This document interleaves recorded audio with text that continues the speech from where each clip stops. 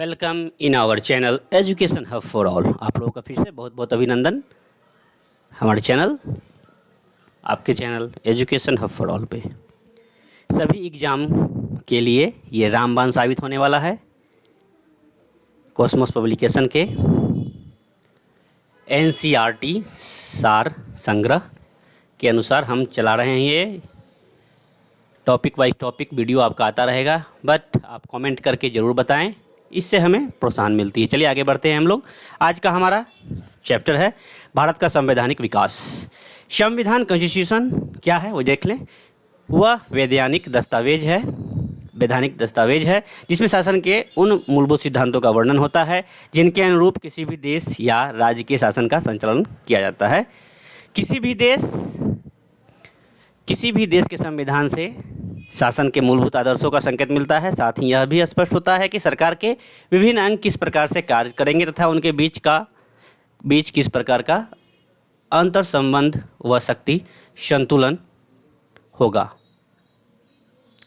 संविधान सरकार के साथ जनता के संबंधों का भी निर्धारण करता है। इसके द्वारा राजनीतिक व्यवस्था का वह बुनियादी ढांचा भी निर्धारित होता है जिसके अंतर्गत जनता शासित होती है।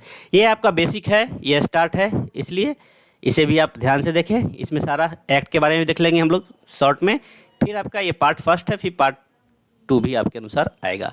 तो किसी राष्ट्र के संविधान में निहित दर्शन यह निर्धारित करता है कि वहाँ किस प्रकार की सरकार है। संविधान संबंधित राष्ट्र के शासन के दर्शन की रूपरेखा तैयार करती है। अब देखते हैं आधारभूत विधि क्या है। संविधान को देश की आधारभूत विधि फंडामेंटल लॉ भी कहा जाता है।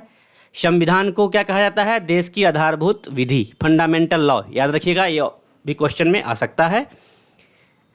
फंडामेंटल लॉ कहा जाता है जो जनता के विश्वास व उनकी आकांक्षाओं को प्रतिबिंबित करती है। संविधान संबंध देश नागरिक के लिए कुछ अधिकार सुनिश्चित करता है, साथ ही उनके कर्तव्य को भी परिभाषित करता है। ओके, नेक्स्ट हम लोग देखते हैं भारत का संवैधानिक विकास क्या है, देखते हैं। भारत संवैधानिक व्यवस्था का निर्माण किसी निश्चित समय पर नहीं हुआ, वरन यह क्रमिक विकास का परिणाम है जो ब्रिटिश शासन के दौरान धीमी गति से हुआ। भारत के संवैधानिक विकास के इतिहास को 2 भागों में विभक्त कर सकते हैं: ईस्ट इंडिया कंपनी के शासन के अंतर्गत संविधान का विकास एवं ब्रिटेन की सरकार क्राउन के शासन के अंतर्गत संविधान का विकास। चलिए हम लोग आगे देखें। भारत का संवैधानिक विकास आपका यहाँ पे दिया हुआ है ईस्ट इंडिया कंपनी के अंतर्गत और ब्रिटेन क्राउन के अंतर्गत। रेगुलेटिंग एक्ट कब आया था? 1773। ब्रिटिश क्राउन के अंतर्गत भारत शासन अधिनियम 1858, Pitt's India act 1784, charter act 1793, charter act 1813, charter act 1833, charter act 1853। ये सारा चार्टर एक्ट आप याद कर लें। रेगुलेटिंग एक्ट कब आया? हर BPSC के लिए तो बहुत ही ये रामबाण है और दरोगा के लिए भी है, तो ये पूछा हुआ क्वेश्चन है। भारत परिषद अधिनियम 1861, भारत परिषद अधिनियम 1892, भारत परिषद अधिनियम 1909 और भारत शासन अधिनियम 1919, भारत शासन अधिनियम 1935, भारतीय स्वतंत्रता अधिनियम 1947। इसे क्रमिक रूप में याद कर लें, अवरोही और आरोही क्रम में। ओके, भारत में ब्रिटिश 1600 ईस्वी में ईस्ट इंडिया कंपनी के रूप में व्यापार करने आए। महारानी एलिजाबेथ प्रथम के चार्टर द्वारा उन्हें भारत में व्यापार करने के विस्तृत अधिकार प्राप्त थे।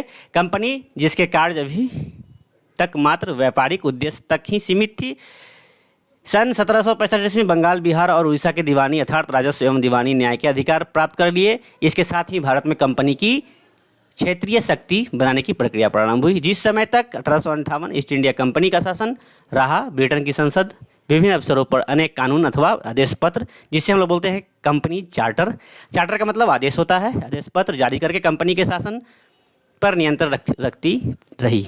इन्हीं कानून ने धीरे धीरे भारत में संवैधानिक विकास की पृष्ठभूमि तैयार की। 1773 का रेगुलेटिंग एक्ट जो है 1773 ईस्वी के रेगुलेटिंग एक्ट का भारत के संवैधानिक विकास में महत्वपूर्ण स्थान है। इस अधिनियम के माध्यम से भारत में ईस्ट इंडिया कंपनी पर ब्रिटिश संसदीय नियंत्रण स्थापित करने का प्रयास किया गया।